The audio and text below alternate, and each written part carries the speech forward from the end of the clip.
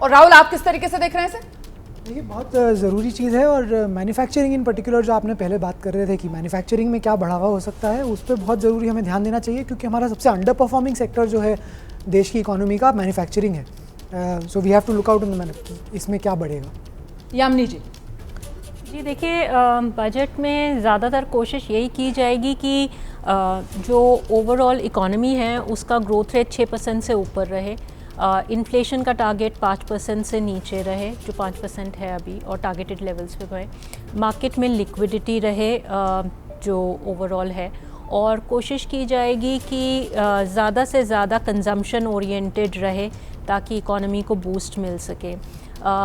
दो चीज़ों पे ख़ास तौर पे ध्यान दिया गया है, एक तो ग्रास रूट लेवल इकोनॉमिक्स के ऊपर और एक रूरल इकोनॉमिक्स के ऊपर और एक डीरेगुलेशन के ऊपर। तो ये तीन चीज़ों को मुद्दे रखते हुए कोशिश करेंगे कि जो जितनी स्कीम्स आएँ वो टेक्नोलॉजी ओरिएंटेड भी हों, एआई पे फोकस हो, या टेक्नोलॉजी से जो है जितना सशक्त कर सकें उतना सशक्त करें, और प्रोडक्टिविटी गेन्स को जो है फ़ायदा ले सकें, और डेमोग्राफिक डिविडेंड्स जो हैं उसका फ़ायदा जितने बिग टिकट रिफॉर्म्स हैं उनके माध्यम से आ सके। ठीक है, हमारे साथ स्टूडियो में इस वक्त वरिष्ठ पत्रकार दिबांग भी जुड़ गए हैं। दिबांग से जानते हैं उनका असेसमेंट आज के इस बजट को लेकर, क्या उम्मीद कर रहे हैं दिबांग, आज क्या लेकर आने वाली हैं वित्त मंत्री अपने पिटारे में? एक तो जो प्रधानमंत्री जी ने कल कहा कि विशेष कृपा होगी गरीबों पर, मिडिल क्लास पर, तो मुझे लगता है कि मिडिल क्लास को काफ़ी कुछ इस बार मिलना चाहिए। और जो मेघा भी अभी कह रही थी कि किस तरह से मिडिल क्लास को मिलना, न केवल मिडिल क्लास को मिलना होगा बल्कि जो चुनाव हैं दिल्ली में उन पर बड़ा असर करेगा। मेरी हमेशा नज़र रहती है कि किसानों पर क्या करेंगे, किसानों की आय बढ़ाने के लिए क्या किया जाएगा, वो बहुत महत्वपूर्ण होगा। एक बहुत महत्वपूर्ण मुद्दा है हेल्थ सेक्टर का, जहाँ जो क्योंकि हम लोग LMIC देशों में आते हैं, 5.2% खर्च होना चाहिए हेल्थ पर GDP का, लेकिन खर्च होता है 1.9%। हेल्थ सेक्टर की, पूरे सेक्टर की हालत ख़राब है, क्या उस पर कुछ करेंगे? शिक्षा पर लगातार 64 से जब कोठारी कमीशन बना था और नई सरकार ने, यानी मौजूदा सरकार ने जो अपनी शिक्षा नीति बनाई 2020 में NEP, उसमें भी बात की गई कि GDP का 6% शिक्षा पर खर्च होना चाहिए। क्या वो खर्च होता है? ये एक बड़े सवाल रहेंगे। लेकिन अगर एक मुद्दा कोई रहेगा तो वो मिडिल क्लास का रहेगा, और मुझे लगता है यहाँ जो टैक्स के जानकार हैं वो जो भी कहें, मुझे लगता है कि मिडिल क्लास पर जिस तरह से प्रधानमंत्री ने स्वयं आकर इस बात को कहा कि लक्ष्मी जो हैं वो कल्याण भी करती हैं, समृद्धि भी देती हैं, और मिडिल क्लास को आज अच्छी खबर मिलने वाली है। मिडिल क्लास को आज अच्छी खबर, मिडिल क्लास को आस बढ़ी, और इसी को लेकर उम्मीदें जो हैं वो लगातार बुलंद और बुलंद होती जा रही हैं। खासतौर से जिस तरीके से प्रधानमंत्री नरेंद्र मोदी ने कल कह दिया ना, पीएम ने कह दिया कल कि विशेष कृपा गरीब और मिडिल क्लास पर रहे, ये उम्मीद कर रहे हैं वो, इसी की वो प्रार्थना कर रहे हैं। और इस बीच ये तस्वीर आप देख रहे हैं, देखिए किस तरीके से आज देश का बजट आना है, और ऐसे में जो देश में अलग अलग कलाकार हैं वो कोयले से एक ऐसी तस्वीर बनाई है उन्होंने।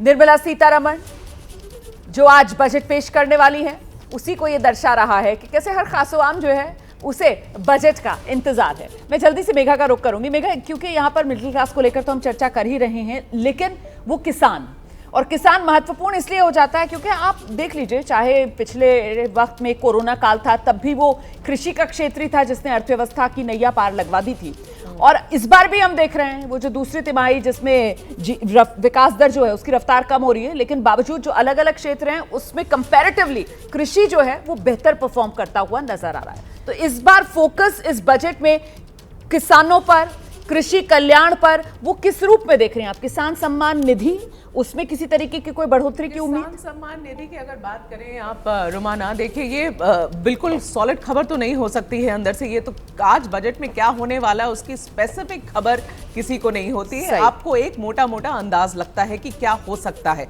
तो आप जब सम्मान निधि की बात करते हैं, मुझे लगता है सालाना अभी ये अमाउंट 6,000 का है हर किसान के लिए। एक ऐसा अनुमान लगाया जा रहा है कि शायद इसे बढ़ाकर 10,000 कर दिया जाएगा, और अगर ऐसा होता है तो ये बहुत बड़ा अनाउंसमेंट होगा। लेकिन मैं तब भी आपको वापस लेकर आऊंगी रोमाना मिडिल क्लास पर, और मैं आपको ये कहूंगी कि क्यों ये मिडिल क्लास, मैं ये बताना चाह रही थी कि क्यों मिडिल क्लास इतना ज्यादा आज महत्वपूर्ण हो गया है। इसलिए देखिए, और हम अगर विश्लेषण करें रोमाना, तो हम कोई मॉडल कोड ऑफ कंडक्ट का वायलेशन नहीं कर रहे हैं। अगर आज कोई अनाउंसमेंट होता है दिल्ली को लेकर, तब मॉडल कोड ऑफ कंडक्ट का वायलेशन होगा, और ऐसा नहीं होगा। तो हम जब विश्लेषण कर रहे रहे हैं तो इट्स ऑल वेरी फाइन।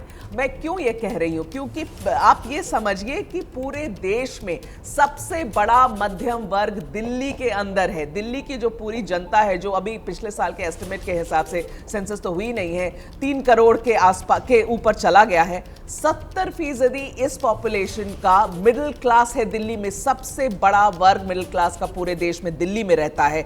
इसीलिए मिडिल क्लास, और जब प्रधानमंत्री कल कहते हैं मध्यम वर्ग, तो आप समझ लीजिए पॉपुलिस्ट वर्ड के हम यूज करते हैं ना, पॉपुलिस्ट बजट। क्या populist budget at least middle class के लिए ये होगा। और रुमाना, आपको जल्दी से याद दिलाऊं कि पिछले कुछ बजट्स ना काफी ड्राई रहे हैं। सरकार के बजट पॉपुलिस्ट नहीं हुए हैं, मगर इस बार उम्मीद की जा रही है कि थोड़ा पॉपुलिज्म दिखेगा, क्योंकि 3 दिन के बाद दिल्ली के चुनाव है। लेकिन मैं तब भी ये नहीं कह रही हूं कि मैं 2 और 2 को कनेक्ट कर रही हूं। मैं यहां कह रही हूं कि अगर आप मिडिल क्लास के लिए या मध्यम वर्ग के लिए कुछ भी लेकर आएंगे, पूरे देश के लिए लेकर आएंगे ना, दिल्ली में प्रभाव पड़ेगा तो शायद पड़े। बिल्कुल।